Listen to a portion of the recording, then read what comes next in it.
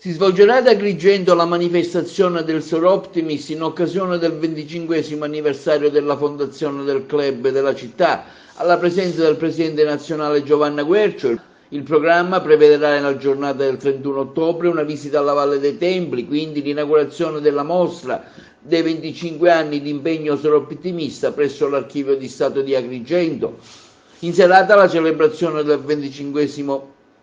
presso il Baglio della Luna con un convegno dal tema Il Soroptimist di Agrigento tra passato, presente e futuro. Presente ovviamente il presidente nazionale, a fare gli onori di casa la presidente provinciale Margherita Trupiano.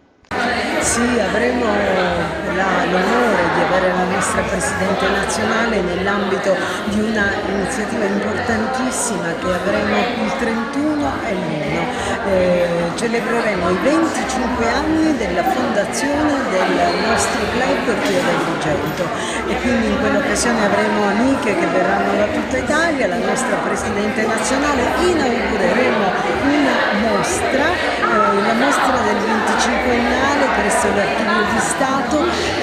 che celebrerà i 25 anni della nostra storia e ringraziamo per questo la dottoressa Rossana Florio che si è adoperata per, tramite l'Archivio di Stato, fare grande questo nostro appuntamento e poi insomma avremo anche domani un altro momento importante che verrà ospitato a Rodia, l'Interclub